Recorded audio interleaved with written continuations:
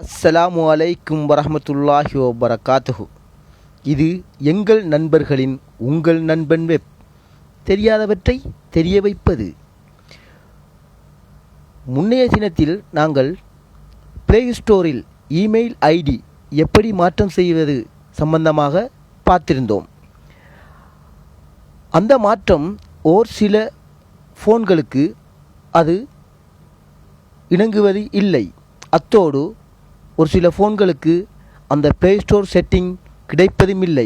ஆகையினால் அது சம்பந்தப்பட்ட அனைத்து கருத்துக்கள் எங்களிடத்தில் வந்துள்ளது. அதற்கிணங்க மாற்று வழி மூலம் என்ன வகையில் நாம் இந்த ப்ளே ஸ்டோரில் இமெயில் ஐடியை மாற்றம் செய்து கொள்ளலாம் என்பது சம்பந்தமாக இன்று நாம் பார்க்க இருக்கின்றோம். செட்டிங் போங்கோ.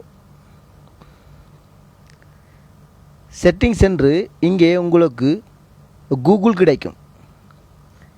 ஃபேஸ்புக்கு கீழே இருக்க கூகுள், அதை டச் பண்ணுங்க. அதை டச் பண்ணால் உங்களுக்கு மேலிருக்கும் அந்த இமெயில் மாற்றக்கூடிய இமெயில் உங்களுக்கு மேலே தென்படும். அதில் டச் செய்யுங்கள். அத்தோடு ஆப்ஷன் செல்லுங்கள். Remove account. உங்களது பழைய இமெயில் அழிந்து போய்விட்டது. புதிதாக நாம் திறப்பதற்காக வாட்ஸ்அப் என்று அந்த மெசஞ்சருக்கு கீழ் இருக்கும் அக்கவுண்ட், அதை டச் செய்யுங்கள். பின்பு இங்கே கீழே கூகுள் காணப்படுகின்றது. அந்த கூகுளை டச் செய்யுங்கள். பின்னர் உங்களுக்கு இந்த வகையான தோற்றம் அளிக்கும். அத்தோடு எஸ்டலஞ்ச் அப்படிங்கிற உங்களுக்கு கைவசம் புதிய இமெயில் நீங்கள் திறக்கப்பட்டு பாஸ்வேர்ட் இமெயில் ஐடி பேருடன் இருந்தால் எஸ்டலஞ்ச் அதற்கு கொடுங்கள். புதிய இமெயிலை நாம் கொடுத்து பார்ப்போம்.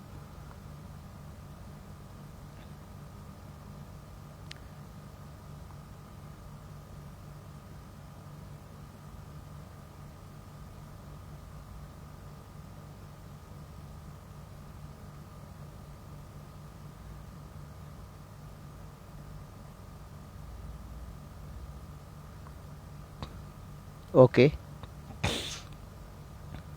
இப்படி சேர்ச் பண்ணி கொண்டிருக்கும்.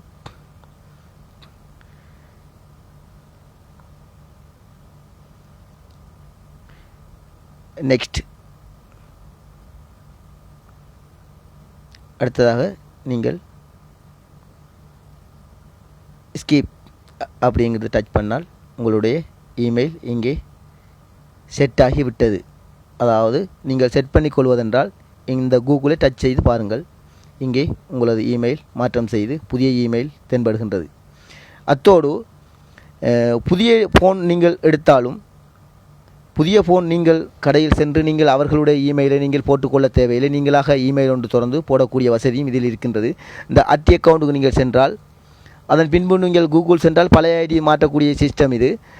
அதில் நியூவுக்கு கொடுத்தால் நீங்கள் புதிய ஐடியை அதுக்குள்ளாக நீங்கள் சென்று மாற்றம் செய்து உங்களுடைய ஃபோனை உங்களுடைய இமெயிலுக்கே திறந்து வைப்பது சிறந்ததும் நல்லதுமாக இருக்கின்றது. ஆகையினால் நீங்கள் கடையில் சென்று மற்றவர்களுடைய இமெயில் ஐடியை நீங்கள் போட்டு உங்களுடைய ஃபோனை நீங்கள் மாற்றம் செய்து கொள்ள வேண்டாம் என்று நான் மிக தாழ்மையுடன் கேட்டுக்கொள்கின்றேன்.